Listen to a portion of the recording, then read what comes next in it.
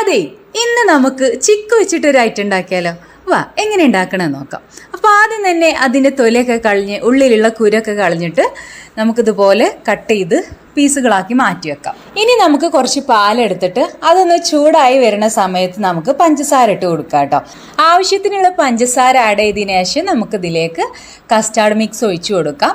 Custard പൗഡറിലേക്ക് കുറച്ച് പഞ്ചസാരയും തണുത്ത പാലോ അല്ലെങ്കിൽ തണുത്ത വെള്ളമായാലും കുഴപ്പമില്ല മിക്സ് ചെയ്തിട്ട് ഇതിലേക്ക് ഒഴിച്ചു കൊടുക്കാം. ഇനിയിപ്പോൾ ഇത് നമുക്ക് ഇതുപോലെ ഇങ്ങനെ ഇളക്കിക്കൊണ്ടിരിക്കുക. അപ്പോൾ കുറച്ച് ടൈം ആകുമ്പോൾ അതിങ്ങനെ ടൈറ്റായി കുറുകിയിട്ട് വരും. മാറ്റി വെച്ച ചിക്കു കട്ട് പീസിൽ നിന്ന് ഞാൻ 2-3 മാറ്റി വെച്ചിട്ട് ബാക്കിയെല്ലാം ഞാൻ ഇതുപോലെ പേസ്റ്റാക്കി അരച്ചെടുത്തിട്ടുണ്ട്. ഇനി ഇത് ഞാനൊരു ബൗളിൽ പാൽപ്പൊടിയും ചൂടുള്ള പാലും കൂടെ മിക്സ് ചെയ്തിട്ട് അതും കൂടെ ഒഴിച്ചു കൊടുക്കുന്നുണ്ട് കേട്ടോ. അപ്പം ഇങ്ങനെ ചെയ്യുമ്പോൾ കുറച്ചും കൂടെ ഒരു ടൈറ്റായി കിട്ടും ചെയ്യും, പിന്നെ കഴിക്കാൻ നല്ല ടേസ്റ്റുമാണ് കേട്ടോ.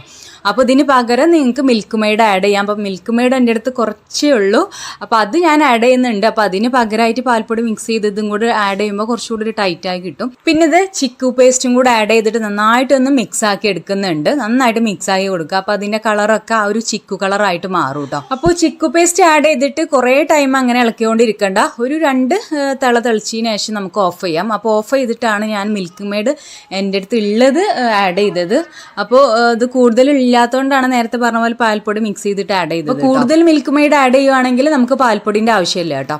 അപ്പോൾ നന്നായിട്ട് മിക്സ് ചെയ്ത് അത് തണുത്തതിന് ശേഷം ഞാനിത് ജസ്റ്റ് പാത്രത്തിലോട്ട് ഒഴിച്ച് കൊടുക്കുന്നുണ്ട്. അപ്പോൾ ഞാനിത് ജസ്റ്റ് നല്ല തണുപ്പിച്ചിട്ട് കഴിക്കാൻ വേണ്ടിയിട്ടാണ് കേട്ടോ. അപ്പോൾ ഇതിൻ്റെ മുകളിൽ ഞാൻ ചിക്കുവിൻ്റെ ചെറിയ പീസുകൾ കട്ട് ചെയ്തത് മുകളിൽ ജസ്റ്റ് ഒന്ന് ഇട്ട് കൊടുക്കുന്നുണ്ട്. പിന്നെ അതുപോലെ ബദാമും ചെറിയ പീസുകളായി കട്ട് ചെയ്തത് ഇതിൻ്റെ മുകളിൽ ഇട്ട് കൊടുക്കുന്നുണ്ട് കേട്ടോ. ഇനിയിപ്പോൾ ഇത് ഒരു 4-5 മണിക്കൂറൊക്കെ ഫ്രിഡ്ജിൽ വെച്ച് ഒന്ന് സെറ്റ് ആകുമൊന്നുമില്ല. അത് ഒരു പുഡിങ്ങിന് പോലെ ഒന്നുമല്ല, ജസ്റ്റ് നമുക്ക് സ്വീറ്റ് ആയിട്ട് നമുക്കൊന്ന് കഴിക്കാം, അത്രയേ ഉള്ളൂ. സംഭവം അടിപൊളിയാട്ടോ, കഴിക്കാൻ ടേസ്റ്റ് ഉണ്ട്. അപ്പോൾ ഇതിങ്ങനെ കഴിക്കുകയാണോ കുടിക്കുകയാണോ എന്താ പറയേണ്ടതെന്ന് അറിഞ്ഞൂടാ. ഇതിങ്ങനെ കഴിക്കുമ്പോൾ അതിൻ്റെ ആ ഒരു ചിക്കുവിൻ്റെ കട്ട് പീസുകളും അതുപോലെ ബദാമിൻ്റെ കട്ട് പീസുകളൊക്കെ കിട്ടുമ്പോൾ നല്ല ടേസ്റ്റ് ഉണ്ട്.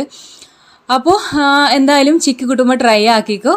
ആദ്യം തന്നെ സേവ് ആക്കിക്കോ, പിന്നെ ട്രൈ ആക്കിക്കോ. അപ്പോൾ ഓക്കെ, ശരി എന്നാൽ ടാറ്റ ബൈ ബൈ.